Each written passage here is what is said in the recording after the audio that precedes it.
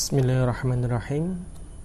Pada pagi hari ini insyaallah kita akan belajar tentang materi akidah. Bisa dibuka di halaman ke-25, pelajaran yang ke-7, kewajiban terhadap Al-Quran. Al-Quran merupakan kitab suci yang diturunkan oleh Allah Subhanahu wa Ta'ala. Diturunkan melalui malaikat Jibril kepada Rasulullah Muhammad sallallahu alaihi wasallam. Al-Quran diturunkan di bulan Ramadan, yaitu di 10 hari terakhir di malam Al-Qadar. Al-Quran diturunkan kepada Nabi Muhammad sallallahu alaihi wasallam sebagai pedoman hidup, sebagai petunjuk untuk menuju kebahagiaan dunia dan akhirat. Meyakini akan kebenaran Al-Quran merupakan rukun iman yang ketiga, yaitu beriman kepada kitab-kitab Allah Subhanahu wa Ta'ala. Kitab-kitab Allah yang diturunkan selain Al-Quran seperti Injil, Zabur, Taurat, Suhuf, dan yang lainnya, yang tidak disebutkan nama-namanya secara terperinci.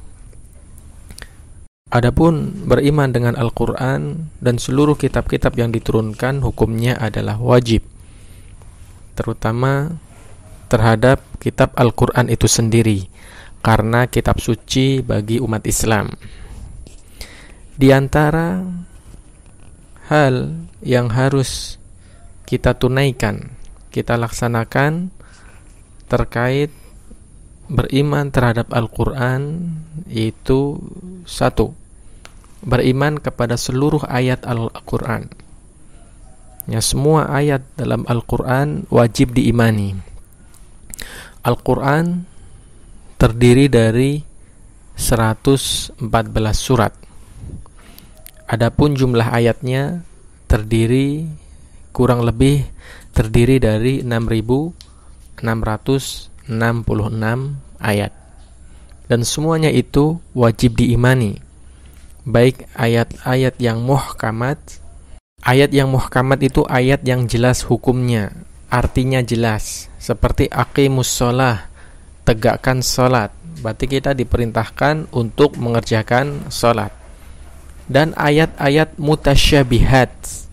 Ayat mutasyabihat itu ayat yang masih belum jelas maksudnya.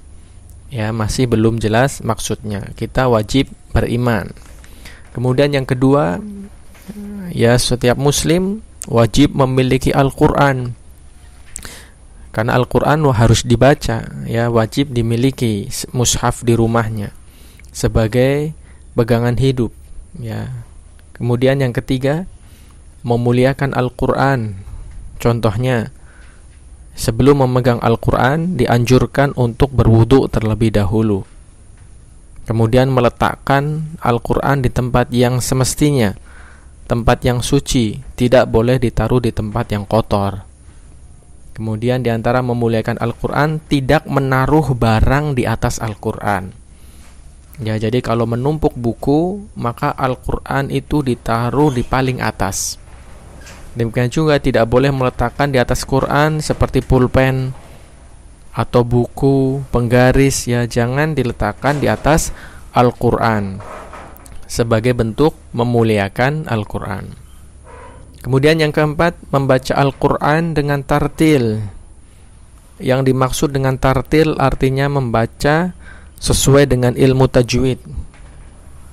Ya, panjang pendeknya harus betul. Kemudian makhraj yang dibaca juga harus tepat, sebagaimana Allah firmankan dalam surat Al-Muzammil, warattilil qur'ana tartila. Bacalah oleh Al-Quran dengan tartil, sehingga kita wajib belajar ilmu tajwid, yaitu ilmu cara membaca Al-Quran yang benar. Jadi ketika membaca Al-Quran tidak boleh sembarangan, karena membaca Al-Quran salah panjang pendeknya maka akan merubah arti. Kemudian yang kelima, mendengarkan bacaan Al-Quran. Jadi ketika ada orang baca Quran, kita mendengarkan, tidak berisik, ya, tidak berisik sendiri. Dengarkan bacaannya, karena akan menenteramkan hati, ya, membikin hati tentram, mendapatkan pahala meskipun hanya mendengarkan bacaan. Kemudian yang keenam, menghafal. Ya, di SD An-Naba, ya, ada pelajaran tahfidz, maka dihafal ayat-ayatnya. Ya, menghafal Al-Quran agar Al-Quran itu ketika dia gunakan untuk sholat dapat dia baca.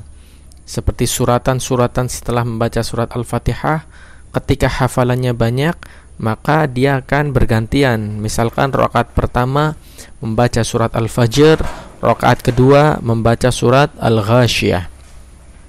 Kemudian yang ketujuh, mempelajari Al-Quran. Mempelajari Al-Quran yaitu mempelajari maknanya, artinya, ya, sehingga kita kalau bisa harus memiliki Quran terjemah. Jadi setiap baca Quran dibaca artinya, ya, membaca tafsirnya. Apa itu tafsir? Tafsir yaitu penjelasan dari makna-makna Al-Quran. Buku-buku tafsir itu banyak sekali. Tafsir Ibnu Katsir, tafsir Ibnu Jarir At-Tabari, tafsir Asy-Sa'di, dan tafsir yang lain. Gunanya untuk apa? Untuk memahami dan mempelajari isi dari kandungan Al-Quran. Kemudian yang kedelapan, mengajarkan kepada orang lain. Khairukum man ta'allamal Qur'ana wa 'allamah. Sebaik-baik kalian adalah yang mau belajar Quran dan mengajarkannya kepada orang lain.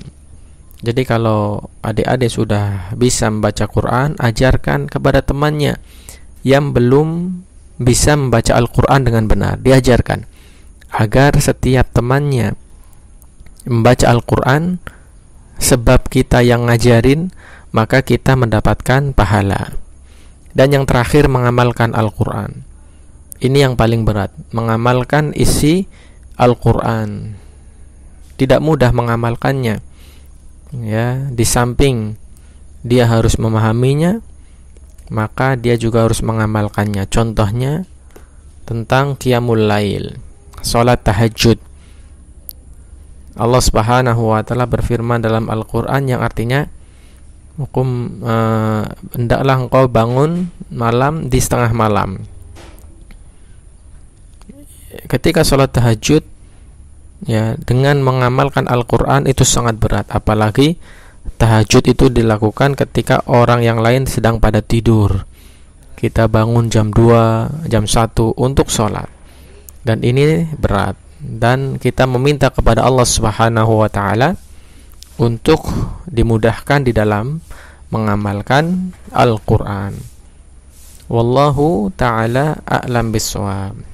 Intinya, Al-Quran itu diturunkan sebagai bentuk pedoman manusia di dunia.